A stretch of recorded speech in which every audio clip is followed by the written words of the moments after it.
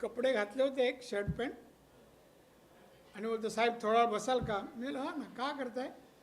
नाही, कपडे टेलरकडून आले त्याला मी ट्राय करतोय कुठला चांगला दिसतो. मी म्हणलं करा, मी पण ऑब्झर्व करतो तुम्हाला. हां, पहिलं शर्ट पॅन्ट घातलं, मग दुसरं काय घातलं, जॅकेट घातलं, मग आणि मग नंतर शेवटी हे एकच कपड्याने शरीर झाकतं ना, असं हे घातलं.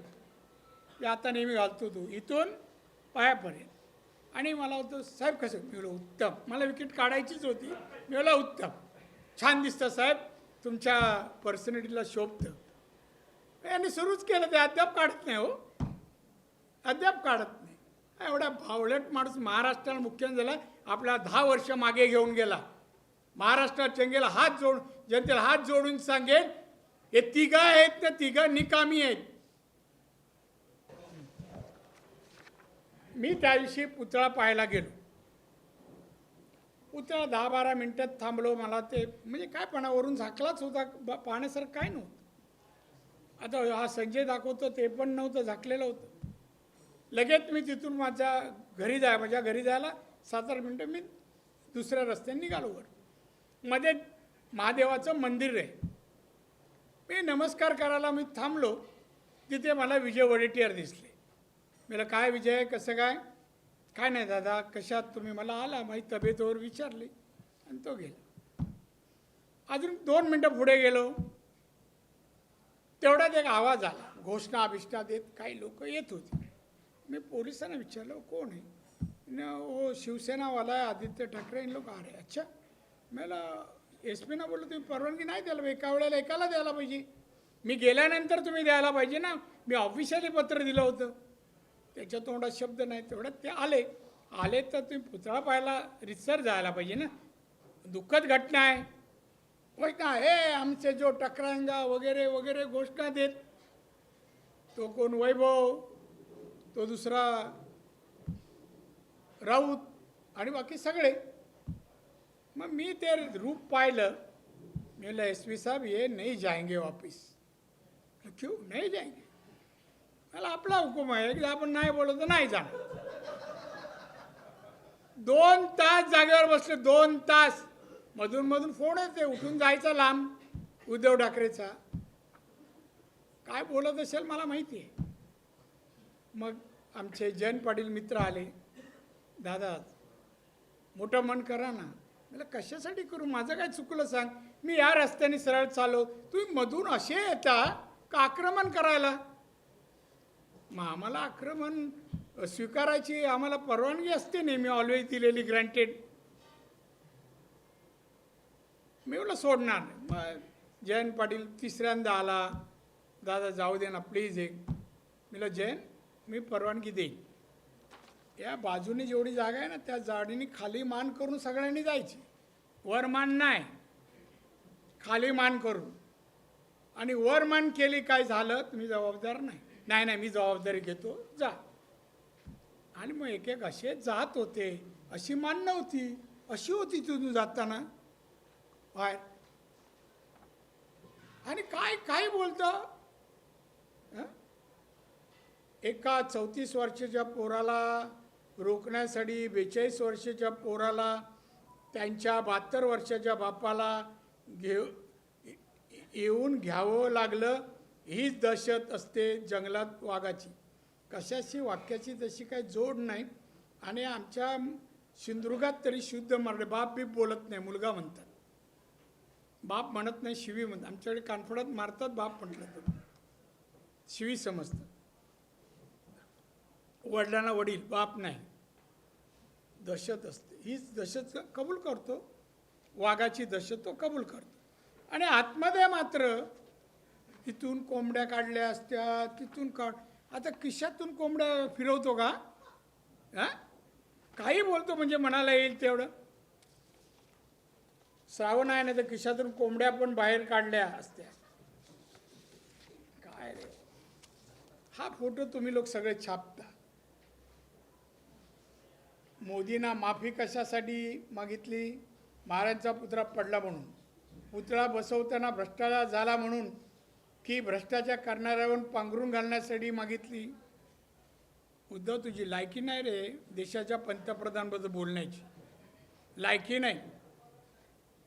तुझ्यासारखा भ्रष्ट माणूस मी जो पाहिलाय आत्तापर्यंत तुझ्या लहानपणापासून. अरे तू मला एक काम सांगितलं, मी त्या माणसाला फोन केला की वा उद्धवचं काम आहे करा. हे काम एवढं सांगायला या माणसाने 3 लाख रुपये घेतले होते. पुण्याचे बिल्डर आणि ते शरद पवारचे पार्टनर. तो उद्धवकडे गेले, माझी ओळख नव्हती, की राणेसाहेबांची ओळख होती, तुम्ही जरा सांगा. मिलिंद नार्वेकरनी पैसे आमच्या रवी शेंडगेकडून घेतले 3 लाख रुपये. फोन करायचे. काय रवी पण कुठेतरी असेल इथे, आहे का रे? असेल तर बोलव, जाता जाता हात. काय एवढं बरं. कोरोनामध्ये औषधाचा टेंडर आला, ज्याची आता चौकशी चालू आहे. 15% पैसे घेतले, 15. आदित्य ठाकरेंनी. भ्रष्टाचार या विषयावर उद्धव ठाकरेंनी बोलू नये. नारायण राणे असो, एकनाथ शिंदे असो, शिवसेने नसलेले आणि आता मंत्री असलेले अनेक जण आहेत. ते एकच काम करत होते, मातोश्रीवर पैसे पोचवायचं. पैसे हाताने दिले आहेत, तुझी रसीद कधीच दिली नाही उद्धव ठाकरेंनी. हा बोलतोय भ्रष्टाचार आणि मोदींवर बोलतोस तू. अरे जनाची नाही मनाची तरी. तू कधीच मुख्यमंत्री होऊ शकणार नाही रे, कधीच होऊ शकणार नाही. तुला वैचारिकता नाही, कुठल्या विषयाचा प्रशासनाचं नॉलेज नाही, कायदा कसा हाताळतात तुला 1% पण त्याचं नॉलेज नाही. ना बजेटचं कसं काय म्हणून मुख्यमंत्री. तेव्हा शरद पवारांनी केलं. महाराष्ट्राला ही शिवसेना उद्धव ठाकरेची हिताची नाही.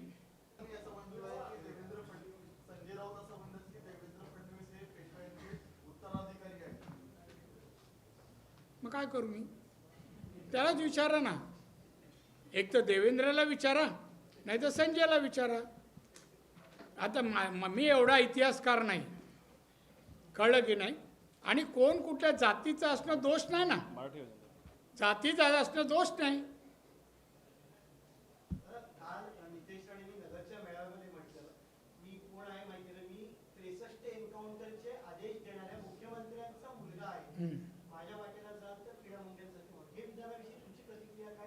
No comments. ऐकून घ्या, ऐकून घ्या. मुख्यमंत्री असताना मी इथे इन्काउंटर केले ऑफिशियली. जे लोक क्रिमिनल होते, देशद्रोही होते, पोलिसाच्या लिस्टमध्ये होते, कळलं की नाही. आणि पोलिसांनी त्यांचं बॅकग्राऊंड सगळं हे केलं होतं आणि देशाला त्यांच्यापासून धोका होता आणि एन्काउंटर झाले. देशाला धोका होता, देशद्रोही होते. एक मिनिट. मग काय झालं? आम्ही समर्थ आहोत ना. सरकार आमच्यावरच गुन्हा करणार मी नाही काय. तिथे बोललो, ऑफिसनं केला गुन्हा, आजही होईल. ही प्रेस घेतली, आजही होईल. आपलं सरकार आहे ना, ते आपलेपणा दाखवण्यासाठी गुन्हे करतं. एक मिनट चेतन, हिंदी बाद में पहला मराठी. महाविकास आघाडीने हिंदी बाद में त्याच्यामध्ये काँग्रेस आणि महाविकास आघाडीच्या जागांमध्ये वाढ होते असं दिसून येतंय. काय वाटतं अशा दुर्घटनानंतर केल्या? अहो, दुर्घटनाचा फायदा हे म्हणतात तसं होत नाही. त्यांनी सर्वे करू दे, त्यांना आपलं त्यांचं स्वतःच खुश होऊ दे. अरे आता ही घटना घडली, आमच्या एवढ्या जागा वाढतील, एवढ्या, हे त्यांना आनंद आहे. पण तो ना आनंद खरा करू देणार नाही आम्ही. मी आहे ना तिथे.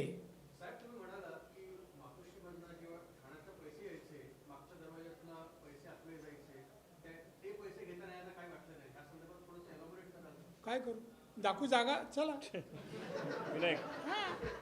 मी दाखव. मला काय, मी सांगेन या रस्त्याने गेलो, त्यांच्या हातात बॅग दिली, परत आलो.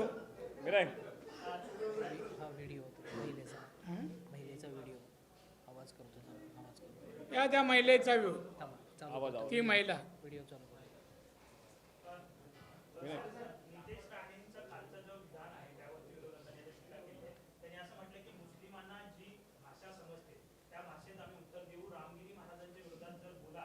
ऐकून घ्या, मी नितेशशी बोललो आहे.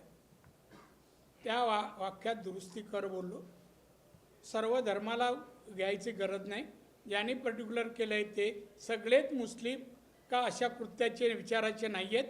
त्यामुळे त्यांचं तू समाजाला ओढू नकोस हे मी त्याला सांगितलं, समज दिली. राणे साहेब, आपण असं म्हटलं की आता जे प्रकरण घडतंय ते विरोधक घडवून आणतायत. हां तुम्ही असं म्हटलं की आता विरोधक उकरून काढतायत मुद्दे. बदलापूरची घटना असो किंवा महाराजांचा पुतळा पडणं, हे करण्यामध्ये विरोधकांचा हात आहे का किंवा कट कारस्थान आहे का, असं तुम्हाला म्हणायचं किंवा असं वाटतं का तुम्हाला? नाही नाही, कटबीट असं काय मी उद्धवच्या विचाराचं नाही हो. मी पण महाराष्ट्राचा मुख्यमंत्री केंद्रीय मंत्री होतो. हे घडल्यानंतर बोलतात ना, डोकं आपटून घेणारे काही लोक असतात, काही रडणारे मिळतात, त्यातले हे आहेत. डोक्यावर मारून घेणारे, बघा बघा घडलं, असं असं झालं. म्हणजे घडलं ते सांभाळायचं, होऊ देऊ नये म्हणून प्रयत्न करायची, अटक करायची का हे नुसतं बघा यांच्यामुळे घडलं हे कोण करायला लावतं का, प्रवृत्त करायला लावतं का? नाही. सर, शरद पवारांना मागूनच केंद्राची आणि त्या नारायणाला सांगावं घरातच बस, त्याला घरात घुसून मारू. आमची फक्त आता आम्ही बाहेर पडलो त्याच्या घरात जाऊन मारू. आम्ही त्याला काही घाबरत नाही. आदित्य साहेबांना जाऊ दे रे, ते झालं मी एकदा सांग. पिल्लाला घेऊन आला समजा आदित्य शरद पवारांना केंद्राची झेडपीएस सुरक्षा देण्यात आलेली आहे. कसली झेड+? केंद्राची आता झेडपीएस सुरक्षा आलेली आहे त्यांना आजपासून. हो, या वयात आवश्यक असते.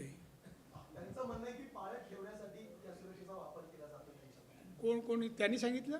विरोधकांचं म्हणणं आहे त्यांनी नाही, विरोधक सोड, ते काय डोक्याने विचार करून करतात. त्यांना नियम तरी वाचा म्हणावं.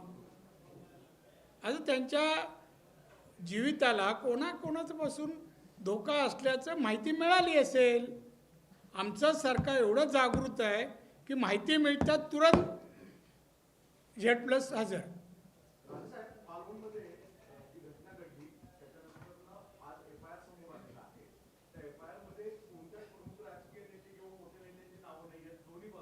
कोणाची असावी? नारायण राणेच असावं? आपण पाहिलं का मी कुठे होतो? नाही नाही, असं मला नाही चालणार. काही ऐकून घ्या. मला कळलं, हा प्रश्न मी अगोदर आलेला आहे की असं ते म्हणतायत की मेन मंदिर आणि जे कठडा जिथे ढकलाढकली होती ना, मारामारी नव्हती, ढकलाढकली ती होती ना, ती लांब आणि तिथे मध्ये पोलिसांचं कडं होतं. विजय वडेट्टीवारला विचारा, तुमच्या त्या पाटियांना विचारा. आम्ही एका जागेवर उभे होतो देवळाच्या समोर. बा आमच्या हातात हत्यार होतं का, आम्ही काठी होती का? आता इकडे मागे पोलीस, इकडे चारी बाजूला पोलीस आणि तो जैन आणि इकडे विजय, असंच दृश्य होतं. कोण कोणाला बोलणार? उगाच का आता बातम्या दिल्या तुम्ही काय म्हणाला ढकल्या होता नारायण राणे. आता नारायण राणे तिथे पोलिसांना सांगत होता, हे काय करताय तुम्ही? दोन बाजूंनी सोडायची गरज काय तुम्हाला? मग एक आतमध्ये असताना दुसऱ्याला अलाव कसं करता? आम्ही ऑफिशियली पत्र देऊन गेलो. हे मी त्यामुळे भडकत होतो. राणे साहेब, देवेंद्र फडणवीस असं म्हटलंय की महाराजांनी सुरतची लूट केली नाही. तुमचं काय मत आहे? इतिहासकारामध्ये माझं एवढंच मत आहे, मी इतिहासकार नसलो तर आत्तापर्यंतचा इतिहास जो वाचला ऐकला बाबासाहेब पुरंदरेंकडून, शिवाजी महाराजांनी लूट सुरतची केली.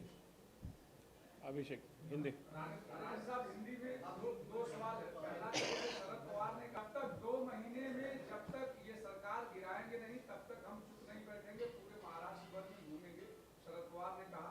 दूसरा, आज उनकी पार्टी के प्रमुख नेता अनिल देशमुख ने दावा किया है कि पवार साहब की सुरक्षा इसलिए बढ़ाई गई क्योंकि तमाम सारे नेता उनको मिल रहे हैं। और अरे भाई साहब, देशमुख साहब का आप सच्चा मानते हैं? एक साधु संत आदमी है, जब मंत्री था तो खाली 100 करोड़ रुपया खाली करप्शन का लेता था। ऐसे आदमी का बयान पर आप हमें क्वेश्चन पूछ रहे हैं, और ऐसे लोग ही शरद पवार जी के पास है। और कुछ कहूँ? दूसरा जो उन्होंने कहा कि 2 महीने में ये सरकार नीचे गिरा दूंगा और नई सरकार हम लोगों की बनेगी। क्या सरकार कैसा गिराएंगे? सरकार आज भी है, उसके लिए 145 उनको चाहिए, वो तो मिलेंगे नहीं। और शरद पवार जी जो बोलते हैं ना, उसका दूसरा मतलब लेने का, वो साथी वाले को भड़काने के लिए बोलते हैं हम सरकार लेंगे, हम समझते हैं सरकार नहीं लेंगे, ये होता है।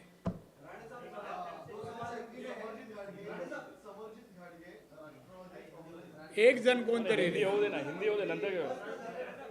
महाराज की जो स्टैचू की उसका प्रेस कॉन्फ्रेंस दे रहे थे, जो संचालक है डायरेक्टर ऑफ आर्ट, वो भी कह रहे थे कि 6 फीट की मान्यता दी गई थी, मूर्ति 35 फीट की बनी. क्या अब तक आपने क्या आपका ऑब्जर्वेशन हाँ आप तक ऑब्जर्वेशन के 6 फीट की मूर्ति की परमिशन थी, 35 फीट की बनी. भाई साहब, आप क्या न्यूज़ का ही काम करते हैं और कुछ काम करते हैं आप?